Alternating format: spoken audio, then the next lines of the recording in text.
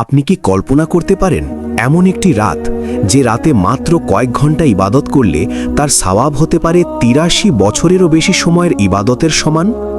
হ্যাঁ, ঠিকই শুনেছেন। এটি এমন একটি রাত যাকে আল্লাহ তাআলা কোরআনে হাজার মাসের চেয়ে উত্তম বলে ঘোষণা করেছেন।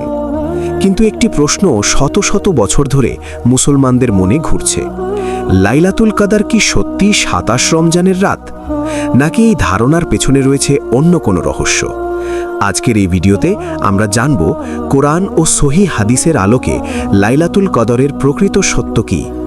আসসালামু আলাইকুম ওয়া রাহমাতুল্লাহ। প্রিয় দর্শক, আশা করি আপনারা সবাই ভালো আছেন এবং আল্লাহর রহমতে সুস্থ আছেন।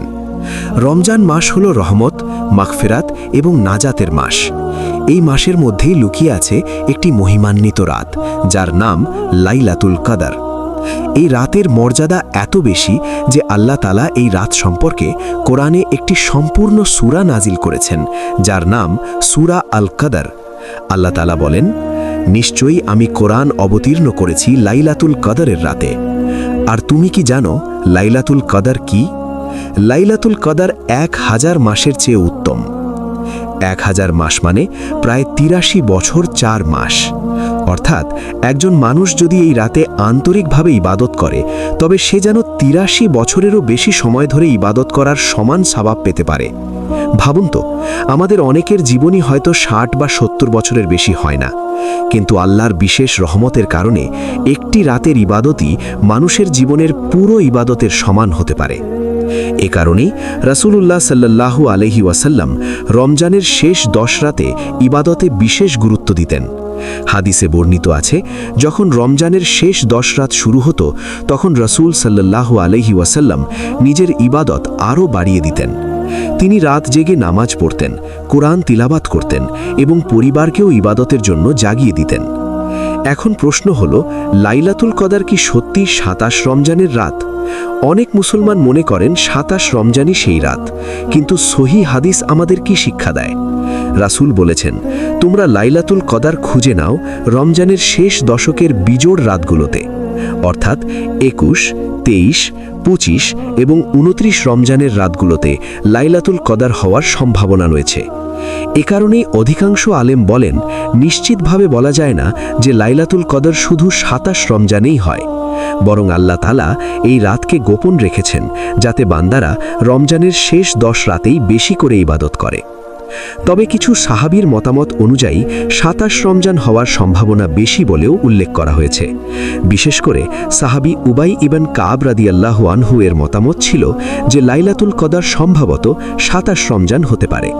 তবে এটি নিশ্চিত ঘোষণা নয়, বরং একটি সম্ভাবনা।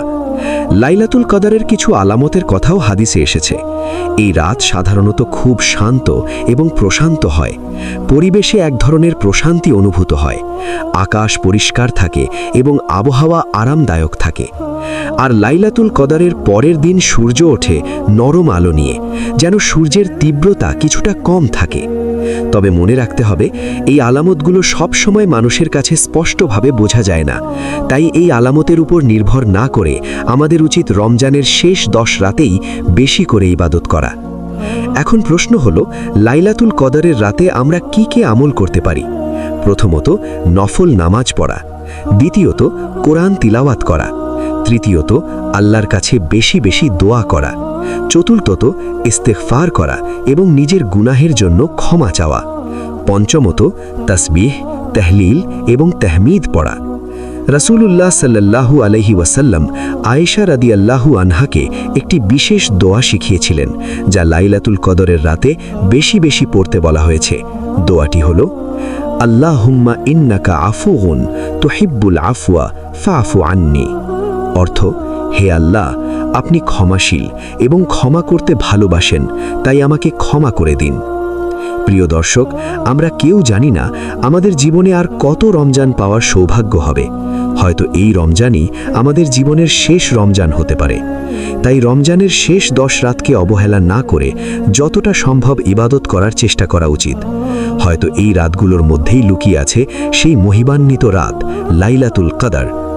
ভিডিওটি যদি আপনার ভালো লেগে থাকে তাহলে অবশ্যই একটি লাইক দিন। কমেন্ট করে লিখে জানান আপনি রমজানের শেষ ১০ রাতে কোন কোন আমল করার চেষ্টা করেন।